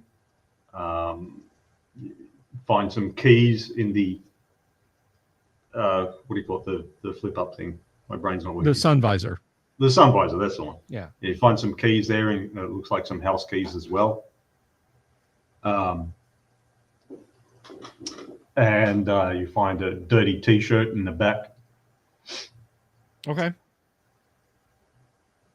There's the boot as well, or the trunk, as you guys call it. Yeah. I'll pop it. Anything. You'll be able to pop the trunk from the front. Yeah. That's mechanical, so that'll still work. Then anyway, you can pull the back seats down. So yeah, you open up the trunk. Inside you find a spare tire and a wrench and some empty shopping bags. Well, I'll take the shopping bags, or a couple of shop. You mean like the plastic turtle killing ones, right? Yeah. Okay. Yeah. I'll wad those up into a small ball, pocket those. I'll try another car unless you just say it's just more of the same everywhere you look. Yeah, it's going to be more of the same. So you rummage through the various vehicles, and like you'll find various sundries like clothes and boxes and spare tires and wrenches and torches and all that sort of stuff. You don't find anything terribly remarkable. Okay. About 12 cars. There's about 2 of them that you think might be a prospect for working. I will check out one of the ones that's a prospect for working. Okay. I mean, basically, all I have to do is take ground to the to what is it? Ground to the solenoid, and it should fucking fire right up. Yeah, that's a default technician skill. So make your roll. All right. Pop the hood and watch me go. Where is my? Hang on a second. Do the dice giveth or do the dice taketh away?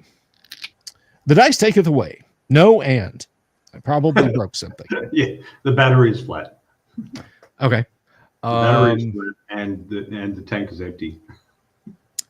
I'll try the other car. Another roll. Yep.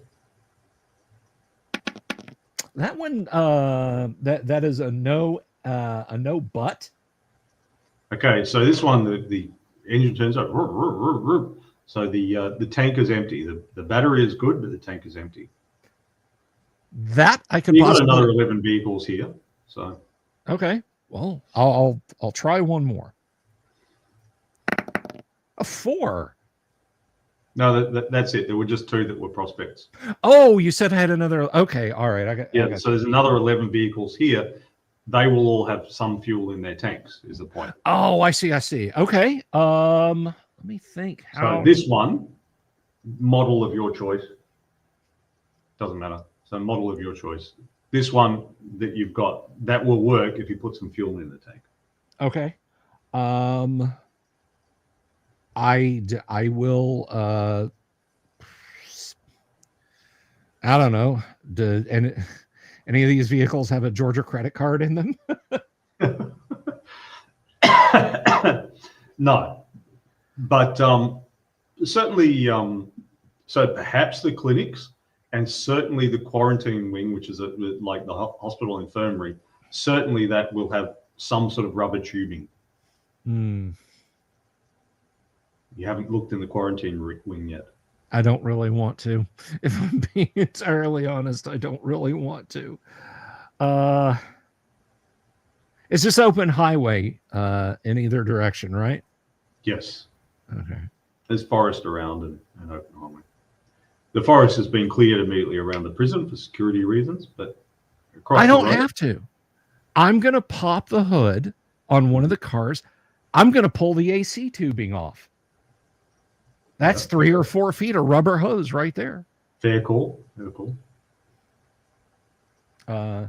I will do that, stepping back to make sure I don't get a face full of R134 when I cut that line free.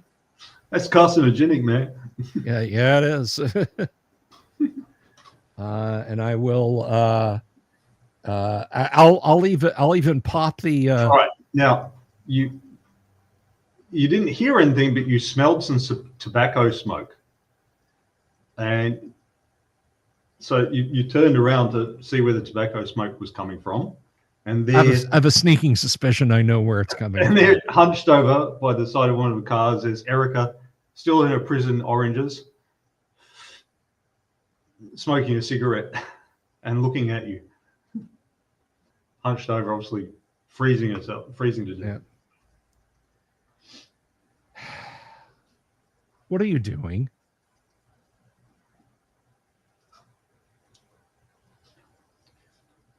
I asked her. They'll probably kill me, she said. God damn it! And I have my head examined. I point to the car I'm planning on running. Get in the car. Don't touch anything. All right, she gets in the back seat. All right. I again hose. I will. Let me see. I need a container for the gas. You've got your empty water bottles. I've got my empty water bottles. I will. Just remember not to drink out of it afterwards. Yes. It'll be tedious, but I will use the larger of them to. You can do it. All right. So no roll is necessary. All right.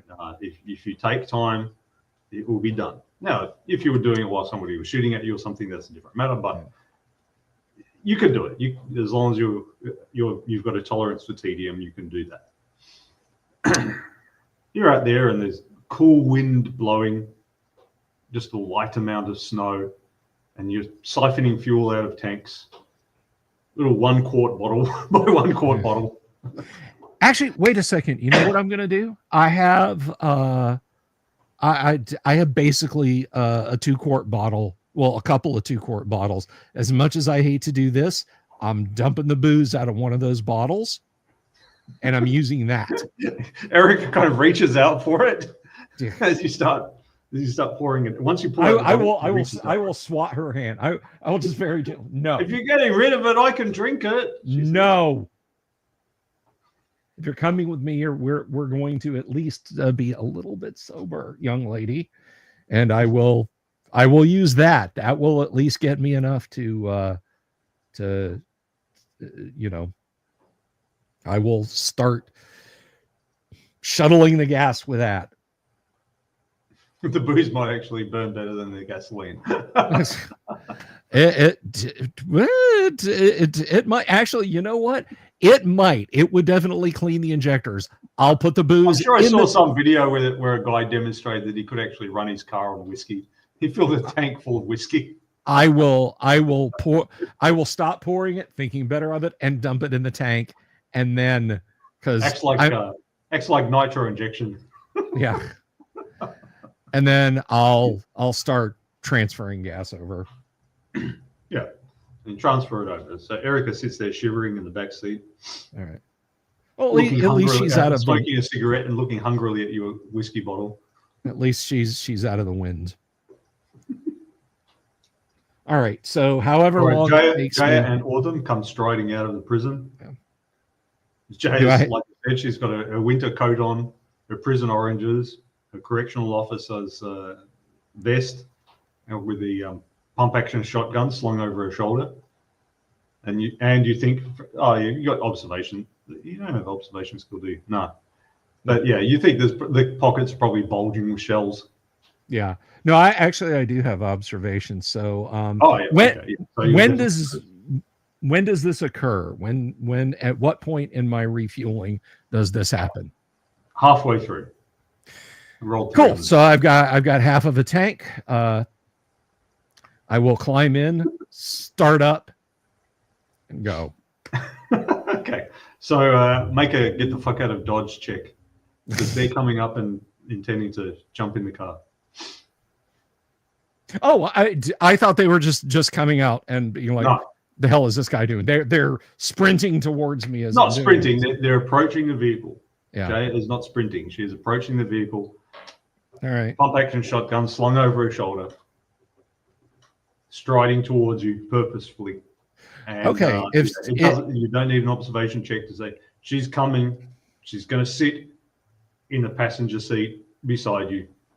If she's got it slung over her shoulder, I will reach inside my coat very purposefully and say,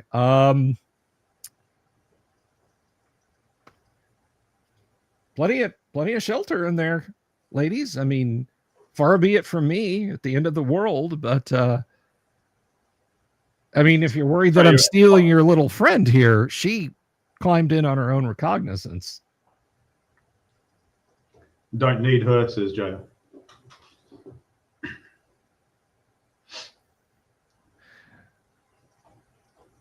At any rate, she goes up. She opens the passenger side door to the front, and Jaya slides into the front seat. And Autumn kind of looks at you, assessingly, like she's kind of half waiting for permission, or at least the permission of quiet acquiescence. Get in. All right. I'll get in and start driving. Autumn slides into the back seat then. All right. I'll get in and start driving. All righty. So you're away from the prison. There you go. Yeah. Oh, credits roll. Right at the 2-hour mark. Yeah. Perfect timing. Perfect timing. I wanted to leave these bitches behind. I am so sorry. I did not want a single one of them with me. And honestly, if this were a more actiony kind of game, I'd aim this thing at a ditch and tuck and roll. I would seriously. You can. I know. I'm just. All right. It's up to you whether this is a drama, an action, a comedy, whatever. It's all in how you play it, Bill. All right. Well, that so far is Yes But, Kyle's ultra lightweight tabletop RPG. Now, Kyle, this is still in development. You don't have this for sale or anything, but you can get this. I think you put the latest copy up on the Discord, yeah? Yeah. So there's let me just find the link. I'm just sharing it on Google Drive at the moment. That's fine. That's fine. You can throw that out there. Again, this is in development, but it's pretty tight. Now, Kyle, Yes. are we going to drag anyone else on this little fun expedition that we have going here? Is that offer still open? Yeah, of course. All right. So now Kyle calls the ball on this one, folks. If you are a supporter of us on YouTube memberships, which you can actually join just by clicking right down here, depending on your screen layout, or if you support us over on Patreon, which is going down just across the bottom there, for as little as $2 on YouTube or $1 over on Patreon. And if you want to do this so you can play in the game on stream, the better bargain is Patreon. I say that as someone who would get less money if you did that. But if you want to do it, your better bargain is on Patreon. Support us at even the lowest level. And you can join us. That's right, for $1 a month.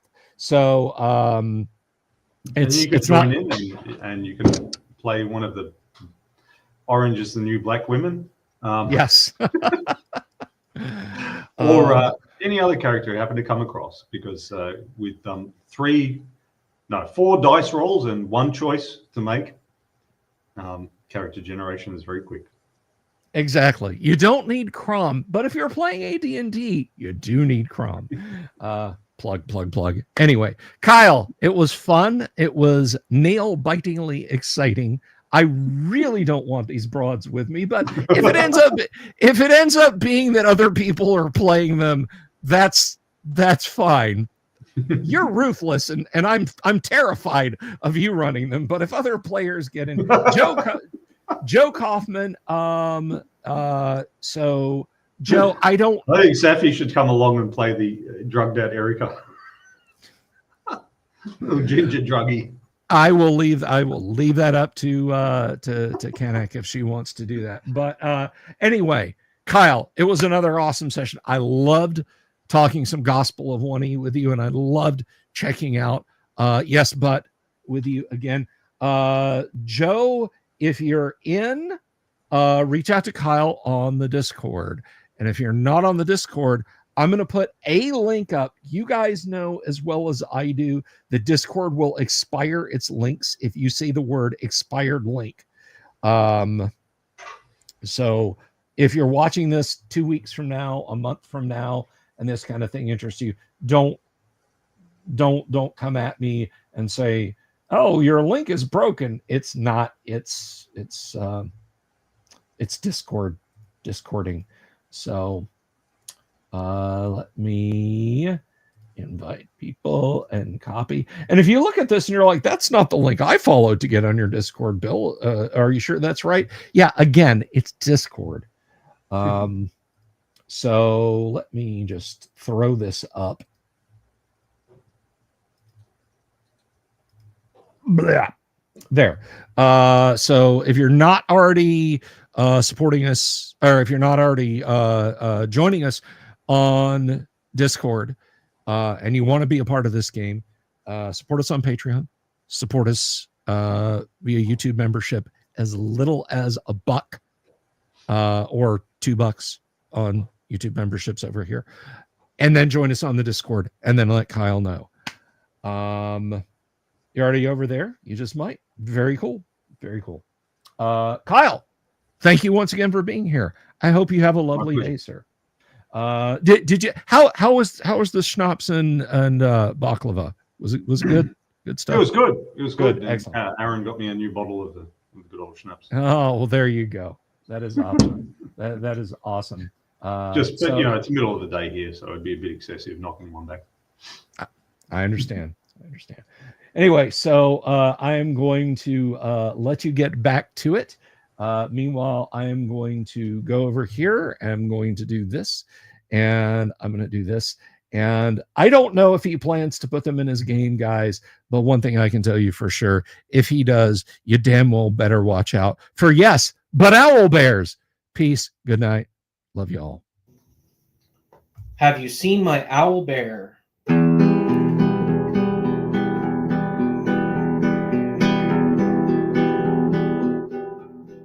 Here's to all the weirdos everywhere in the woods and in the air. Have you seen my owl bear? Should I shave off all my hair? Bobs are all around. Some live in tunnels underground. Some are fat, some are rich, some are sleeping in a ditch.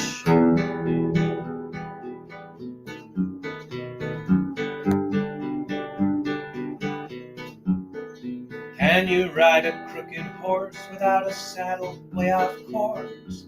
Naked as a toad all the way to Smoky Joe's. Have you seen the little creep driving fast in his little green Jeep? He smells like fish and brandy, but his rotten teeth look dandy. Take me to the show, I don't care if fast or slow. From action flicks to dancing dicks, just take me to the show.